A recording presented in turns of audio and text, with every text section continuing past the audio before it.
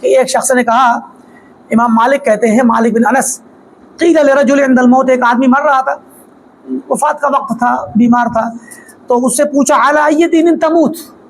کہ تم کس دین پر مر رہے ہو، یعنی تم مرتے وقت تمہارے ذہن میں کون سا دین ہے؟ تو کہا علی دین ابی عمارہ، کوئی شخص ہوگا ابو عمارہ،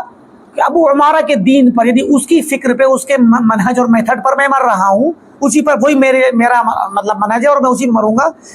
کہا کہ کان رجل کان یتولاہ، شاید وہ ایسا شخص تھا ابو عمارہ جس سے یہ ولایت رکھتا تھا، محبت رکھتا تھا، من بعض اہل الاہواء، بعض بدعتیوں میں سے تھا وہ شخص۔ فقال مالک، امام مالک نے کہا کہ یدع المشؤوم دین ابی القاسم،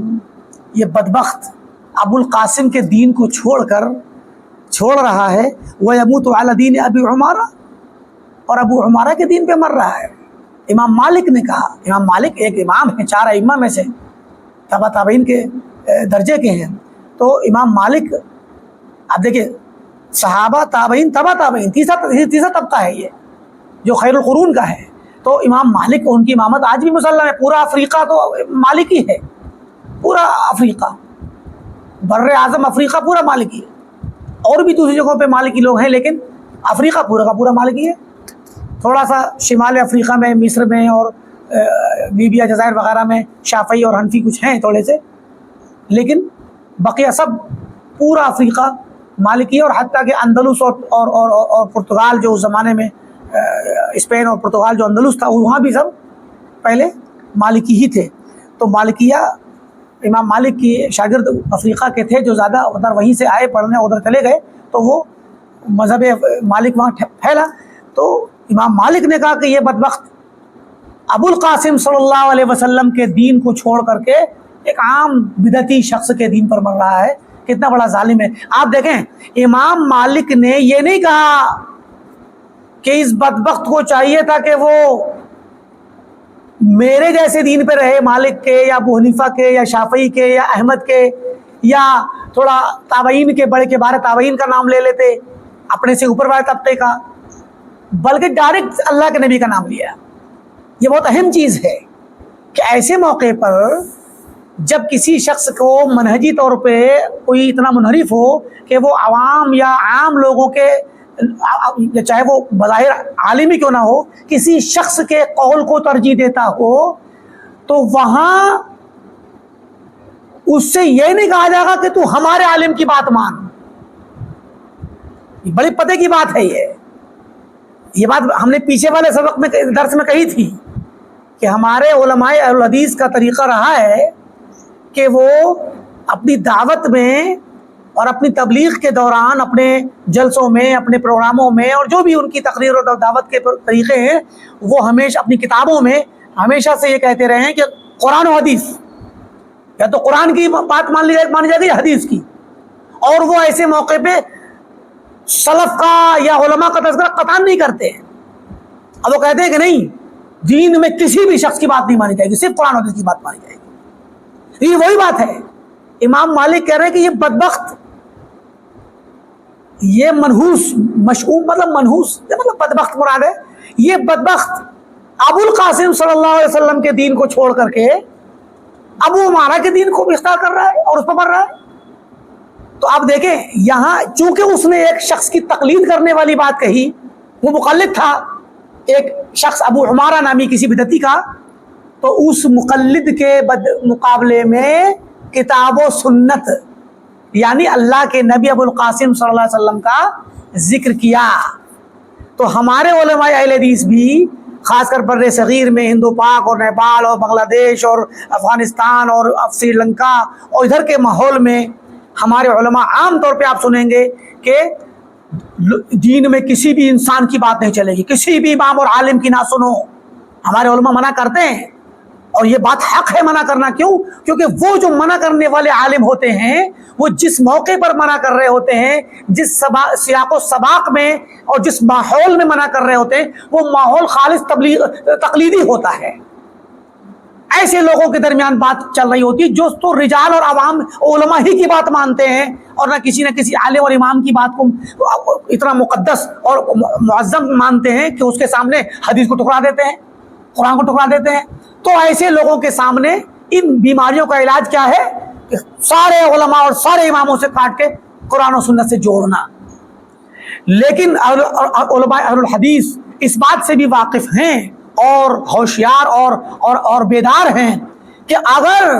ان کی اس دعوت پر کچھ لوگ اہل الحدیث اور سلفی ہو جائیں اور وہ نئے لوگ اس مختصر سی دعوت کو سن کر کے ان کے ذہن میں یہ مختصر سا پیغام بیٹھ جائے کہ نہیں اب کسی کی نہیں سننا ہے صرف قرآن و حدیث کی، تو اس کے نتیجے میں ایک طغیانی مزید نئی پیدا ہو جائے گی، نئی سرکشی پیدا ہوگی کہ یہ لوگ قرآن و حدیث کو خود سمجھنے کا کام کریں گے، جماعت اسلامی کی طرح اور امین حسن اصلاحی اور حمید الدین فراہی کی طرح کہ قرآن کو سمجھنے کی لغت اٹھاؤ اور سمجھنا شروع.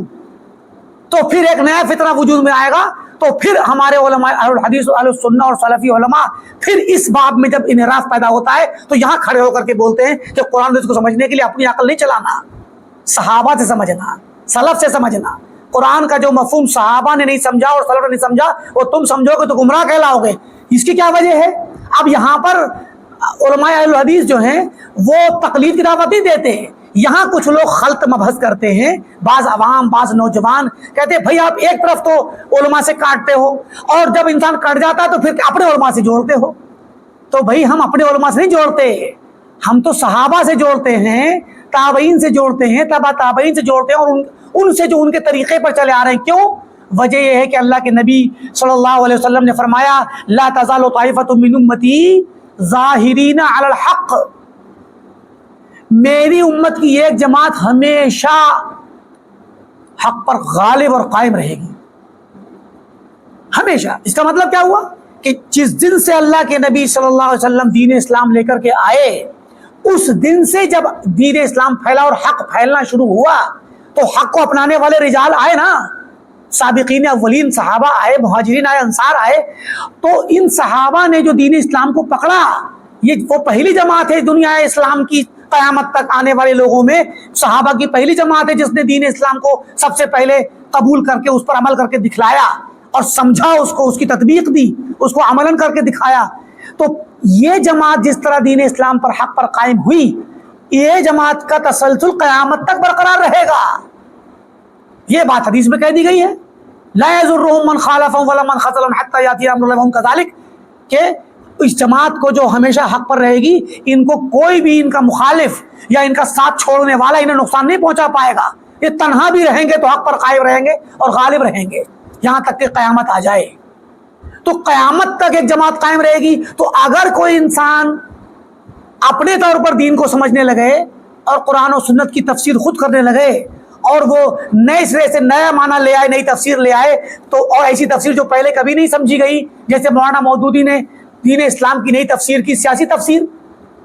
اور انبیاء کرام کے مشن کو سیاسی مشن قرار دیا، تو پھر یہ جو تفسیر آ رہی ہے یہ صحابہ سے اور تابعین اور ائمہ سے منقول نہیں ہے. تو پھر یہ آپ کی اپنی ہے جو آپ کے اپنے ذہن کی اپج ہے. ایسے میں اگر آپ کی بات حق مان لی جائے تو پھر حق کا انقطاع لازم آئے گا، اس حدیث کی تکذیب لازم آئے گی، یا یہ لازم آئے گا کہ جو آپ بات اللہ کے نبی نے کہی تھی وہ ہمارا وجود میں نہیں آئی اور حق منقطع ہو گیا. تو اسی لیے علماء اہل الحدیث اور سلفی علماء دونوں محاذ پر کام کرتے ہیں. ایک محاذ جب دیکھتے ہیں کہ صرف اندھی تقلید کا ہے، تعصب کا ہے، رجال پسندی کا ہے، تقدیس اشخاص کا ہے، شخصیات اور مشائخ اور علماء اور اساتذہ اور اپنے کبار اور بزرگوں کی اتنی تعظیم اور تقدیس کہ ان کے قول کے سامنے کتاب و سنت کی کوئی حیثیت نہ ہو. بلکہ اگر وہ علماء اور ان کے مشائخ کبھی غلطی کر جائیں تو ان کی غلطی نکالنا اپنے لیے جرم سمجھیں اور قانون بنا دیا خطائے بزرگاں گرفت الخطاست، بزرگوں کی غلطی پکڑنا بذات خود ایک غلطی ہے. اور اس قانون کے مطابق چلتے چلتے علماء دیوبند کہاں تک پہنچے؟ جب مولانا محمود الحسن دیوبندی شیخ الہند نے اپنی کتاب ایضاح الادلہ میں کسی اہل حدیث عالم کے خلاف جب لکھی تو ایضاح الادلہ میں تقلید کے جواب میں کتاب لکھی تو اس میں قرآن کی آیت میں تحریف کر ڈالی اور کہا کہ یا ایھا الذین آمنوا اطیعوا اللہ واطیعوا الرسول واولی الامر منکم فإن تنازعتم فی شیء فردوہ الی اللہ والرسول واولی الامر منکم. یہ اول امر منکم کا لفظ بعد میں قرآن کی آیت میں قرآن کے اندر نہیں ہے، لیکن مولانا محمود حسن دیوبندی نے کیا کیا، یہ لفظ بڑھا دیا۔ اب ہم ابتداءً یہ کہیں گے کہ جس وقت بڑھا تو شاید ہو سکتا ہے مولانا کو اشتباہ ہو گیا ہو، قرآن متشابہ آیات ہوتی ہیں، اشتباہ ہو گیا ہو، غلطی سے لکھ گیا، لیکن وہ غلطی کیسی تھی کہ وہ غلطی سے آیت تو لکھی تو ترجمہ بھی غلطی سے کر دیا گیا، اور ترجمہ کرنے کے بعد اسی لفظ کو حجت بنا کے دلیل بنا کے پورے دو تین صفحہ کالے کر دیے مولانا نے، اور اہل حدیثوں کو چرانا شروع کر۔ دیکھو قرآن کریم میں اللہ تعالیٰ کہتا ہے، فرماتا ہے کہ جب تم آپس میں، پہلے کہا کہ اے ایمان والو اللہ کی، اس کے رسول کی اور اولو الامر کی اطاعت کرو۔ اولو الامر دو طرح کے ہوتے ہیں، امر سیاسی، امر دینی۔ سیاسی معاملات کے ذمہ دار بادشاہ اور حکام، اور دینی معاملات کے ذمہ دار علماء اور ائمہ، تو دونوں کی اطاعت کرنی چاہیے۔ تو کہا کہ اللہ تعالیٰ اطاعت کرنے کا حکم دیتا ہے، اور آگے فرماتا ہے کہ اگر تم لوگ آپس میں کسی مسئلے میں لڑ پڑو، تنازع کا شکار ہو جاؤ، تو پھر فردوا الی اللہ والرسول والی اولی الامر منکم، کہ جب تم تنازع کر بیٹھو، تم آپس میں جھگڑا ہو جائے تو اللہ کی طرف لوٹاؤ، رسول کی طرف لوٹاؤ، اور اپنے اولی الامر کی طرف لوٹاؤ۔ تو حجت یہ پکڑی کہ دیکھو عقل کے اندھو، اہل حدیثوں اور غیر مقلدوں، دیکھو اللہ تعالیٰ نے کس طریقے سے علماء کی طرف لوٹنے کا حکم دیا ہے۔ یہ تو ایک جملہ ہے، مولانا نے تو کئی صفحات کالے کر دیے تھے اس جملے کے ذریعے تائید پا کر کے اور اہل حدیثوں کو رگڑنے اور لتھیڑنے میں۔ اب جب یہ کتاب چھپ کر کے میدان میں آئی، میدان مناظرہ میں اور لوگوں کے سامنے آئی، تو علماء نے اس لفظ کو پکڑا اور کہا کہ یہ تو کھلی تحریف ہے، اضافہ ہے کتاب اللہ کے اندر، اور اس تحریف پر آپ اپنے مسلک کی بنیاد رکھتے ہیں، تو آپ تو یہودیوں سے بھی گئے گزرے ہو گئے۔ تو اس پر جب لوگوں نے اس بات کی طرف اشارہ کیا اور بلکہ ان کی خوب مذمت کی، تو ہوا یہ کہ دیوبند میں علماء دیوبند کا اجتماع ہوا، اور علماء دیوبند کا اجتماع ہوا تو وہاں بیٹھ کے یہ میٹنگ میں طے پایا کہ بھئی یہ بات تو صحیح ہے کہ حضرت سے، اب اس کو کیا کہا ہوگا وہ تو اللہ بہتر جانے، چوک تو ہوئی ہے، انہوں نے کیا کہا ہم نہیں جانتے، تو چوک تو ہوئی ہے تو حضرت سے بات کر لیجئے۔ کون کرے؟ ایک صاحب کو حضرت سے بات کرنے کے لیے طے کیا گیا کہ بھئی آپ حضرت سے بات کر لیجئے، کہ وہ ان کے سامنے بات رکھ دی جائے، پھر وہ اس کو حکم فرمائے اجازت دیں تو ہم اس کو اگلے ایڈیشن میں کاٹ کے حذف کر کے بات صحیح کر دیں اس کی جیسی ہے قرآن میں۔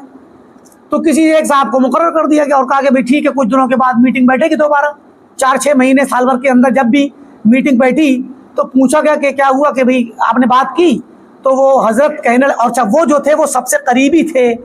شیخ الہند کے، ان کی مجلس میں جانے والے، ان کے ساتھ اٹھنے بیٹھنے والے،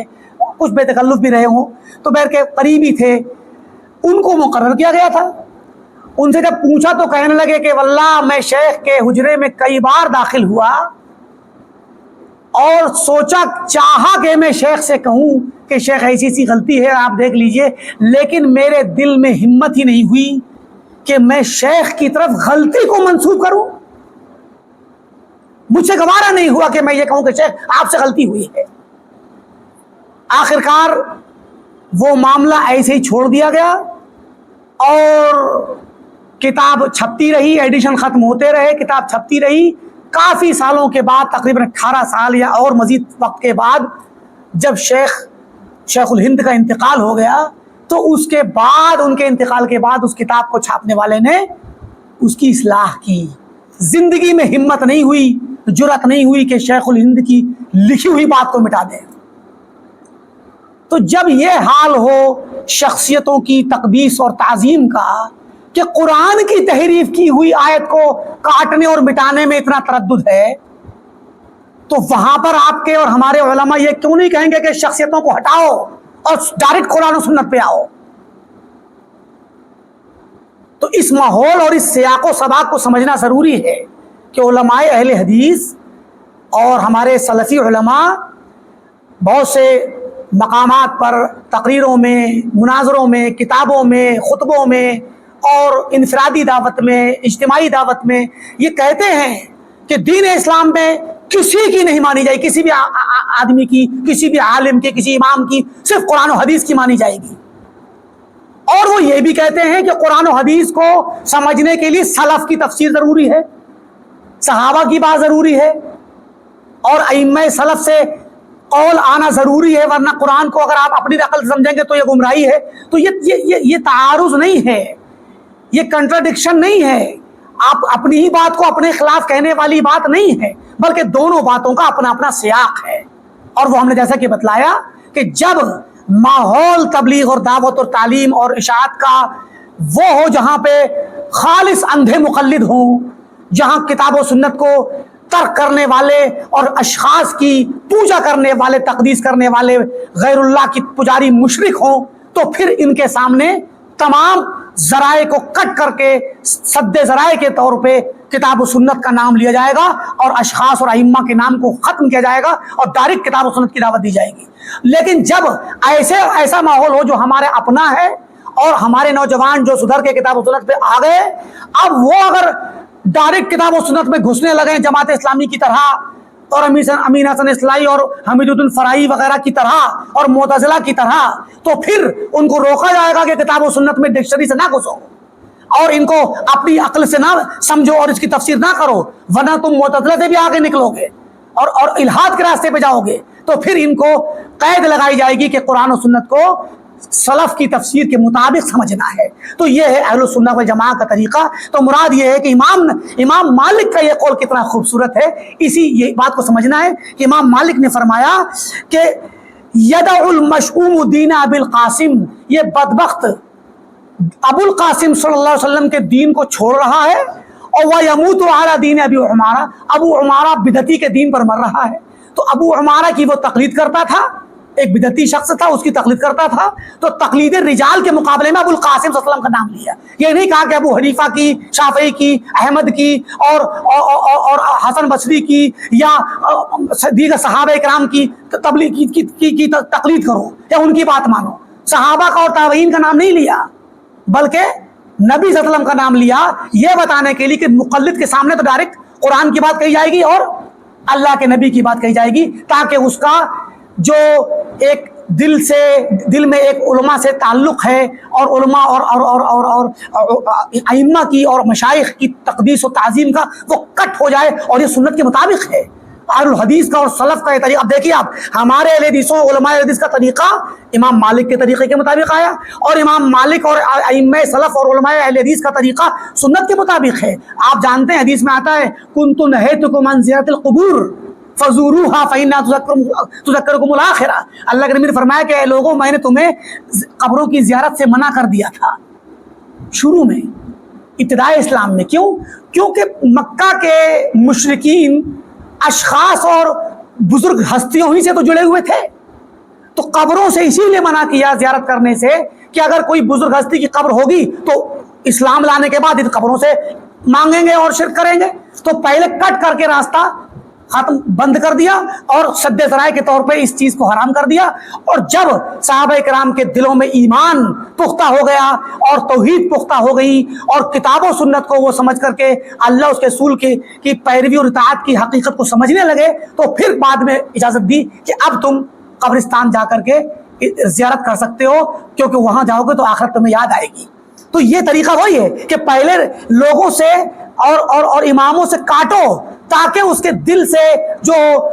علماء کی اور اماموں اور مشائخ کی تقدیس و تعظیم اور پوجا اور عبادت کا اس کا جو ایک جذبہ ہے وہ ختم ہو کے مٹ جائے. جب مٹ جائے تو اس کے بعد اس کو